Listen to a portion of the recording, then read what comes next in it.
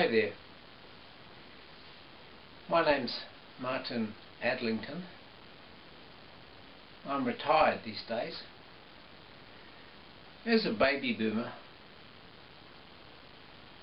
we face lots of issues with retirement, not least of all being having to face the fact that a lot of our fathers and uncles died within 18 months of retirement. Obviously we're trying to do a lot better than that, and I'd like to read to you some extracts from a book that I found most interesting. David Bogan and Keith Davies, Avoid Retirement and Stay Alive. Why you should never retire and how not to. Pretty inspiring title, I thought. Anyway, I read this book last year on a road trip. So here's a few excerpts from that book. What they're basically saying is that for some people, a lot of people, retirement is their own personal living nightmare. The notion of retirement itself is a fallacy, a virus-like concept that will take over and control your life, a dangerous notion to be excluded from all sensible conversation, a living death. They advise us to stop this dead-end process and begin to truly live. Do not put off pleasure and leisure until you retire. It doesn't work that way.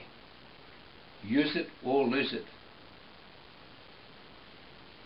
They say that in actuality, instead of retirement being a blissful, cruisy life, they find that on a certain date their lives simply ceased to have any meaning, and they become valueless. The phone doesn't go, nobody comes to the door, nobody's interested. Our very beings revolve around a drive to live and play an active part within our communities, whereas retire means to remove from view, withdraw from society. People don't have a use-by date on their heads, do they? Maybe they do. Much of the retirement industry is based on fear.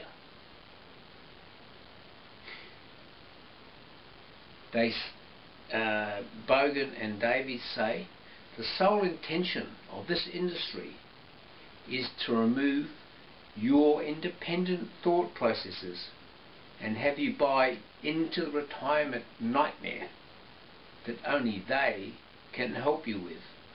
And by help, they mean taking an upfront slice of your savings as a management fee before investing what's left, leaving you to take all the risk. Doesn't sound like much of a deal. I've personally likened the beacon of retirement to that fire lit by wreckers in the 18th century on the coasts of England to lure ships to their doom on the rocks so their cargoes could be pillaged. That's what these people are about, fear and pillaging. Bogan and Davies discuss the difference in the concept of a job done for hire or profit, for monetary gain only, and work which they define as an expenditure of energy, striving, an application of exertion for a purpose. And purpose is a key word. A purpose, something which is life engaging. And they point out that many people who retire early are driven crazy by the futility of their lives of so-called leisure. We need a purpose. They say our brains are programmed for survival and its challenges, rather than the monotony and lack of purpose that comes with retirement. They say we need to be where the action is, where we can fulfill our destiny of a full life. Live where the action is and stay in your community, they advise. Be part of it. Young and old, rich and poor, good and bad. That's life. We are all hardwired to be part of this intrinsic fabric.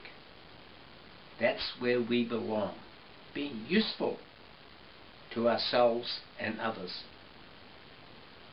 Quote, beating depression after retirement has become a growth industry, as people who have stopped working often struggle to come to terms with the emptiness and despair that soon pervade their lives. Many lose their sense of purpose and self-esteem, with the most vulnerable people being those who were previously the most successful. Oh, how are the mighty fallen? They say retirement takes away control and you end up living for the past rather than for the now or for the future. Wealthy people may have the financial wherewithal to stop earning, but even they cannot afford the intellectual or emotional stress that comes with this forced retirement.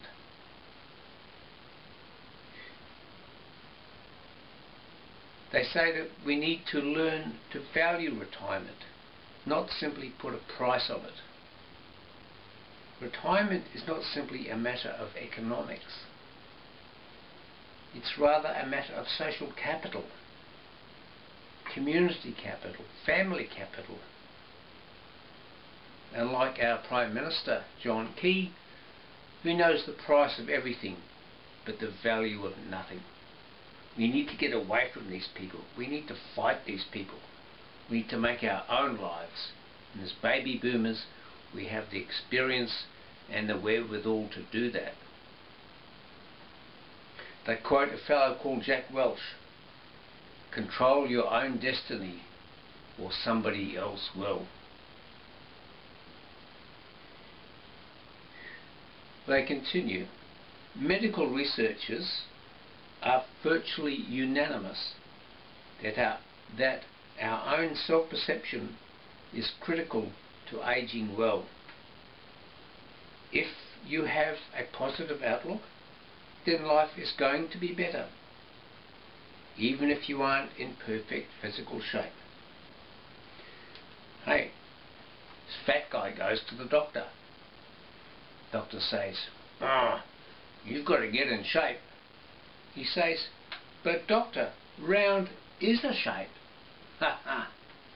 There you go. So part of this positive outlook, in cultivating this positive outlook, lies in setting targets, having goals, continuing to have dreams, a future plan, and a timetable, which can change. Nothing's set. The main fear of retirement isn't having enough money or not enough money. Some people continue to work, not just having a job, but working. And thereby they can stay in the active world and much of the financial concerns can be alleviated. Obviously, this won't apply to everybody, especially as we get older. To do this, people may have to evaluate their options and possibilities.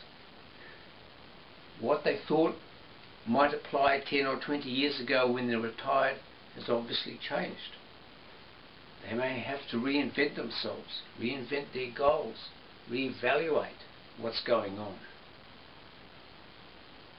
Plan for an ongoing life, not retirement. Here's a great quote from Henry Ford. If you think that you can do a thing, or think that you can't do a thing, you're right. The authors say, be bold and spend the rest of your life making things happen, rather than waiting for them to happen to you. Bring back the passion and the positive approach that should have driven you for much of your life. Stay away from negative people. Their negativity is depressing and infectious. And how many people do we know that just bang on about their illnesses, how they don't have any money, how the state of the world is terrible. They're all around us. They bring us down, they drag us down to their level. They say it's the easiest thing in the world to sit around feeling sorry for yourself. Take back control. Seize opportunities. This may be harder, but it's a heck of a lot more rewarding than just lying there and letting death approach you. John Calvin, I don't know who he is either. Anyway, John Calvin said, if I was certain that the world was going to end tomorrow, I'd go out and plant an apple tree, because it's only by hope that we live. So go and plant your apple tree.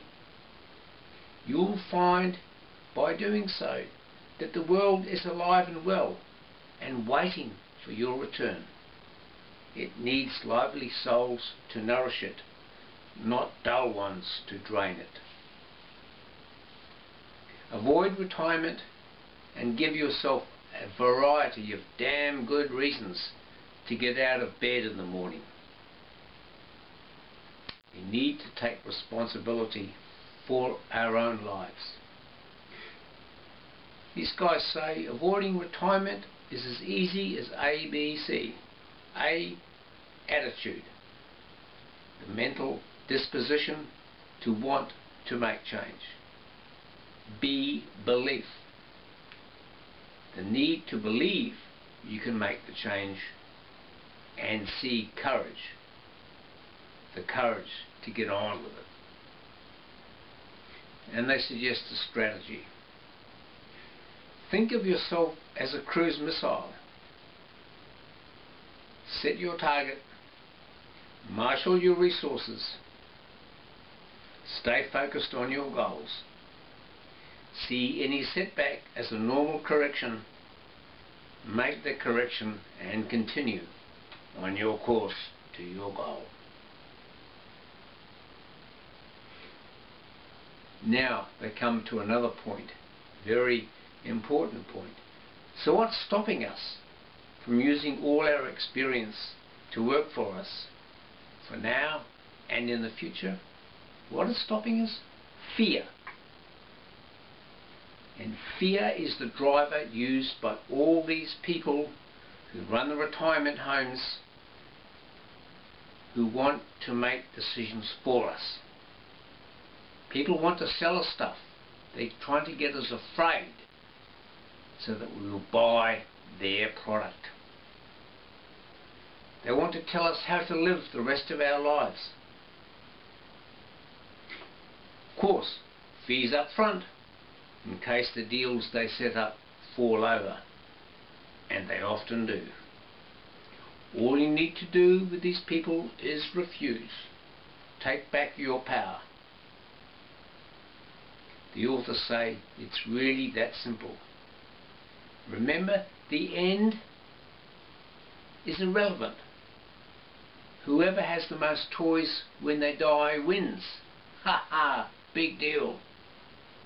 What is important is to live life to the full. Every day. Live every step of the journey, and there will be no stopping you, or me, or anybody else. The authors accept that eventually each of us will want to slow down and perhaps call it quits at a job or at a family or whatever. And we may need to rearrange our lives to suit changing circumstances and requirements. But we can do that.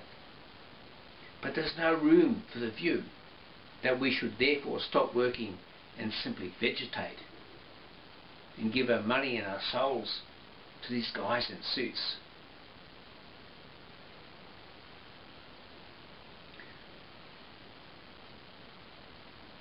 We are not enslaved by continuing to live a useful and fruitful life. On the contrary, it's retirement and doing nothing that ultimately imprisons and disempowers us. And by doing this, by claiming this, they say we can join the ranks of the truly successful people. The ones who can afford to retire yet don't. Truly successful people love what they do because they have a passion, and the genuine passion never goes away, so they never stop. Woody Woodpecker. What is needed at this point is a passion for life itself. And I guess the life of hard damn work can drain that out of you. But, so there endeth the reading. Avoid retirement and stay alive.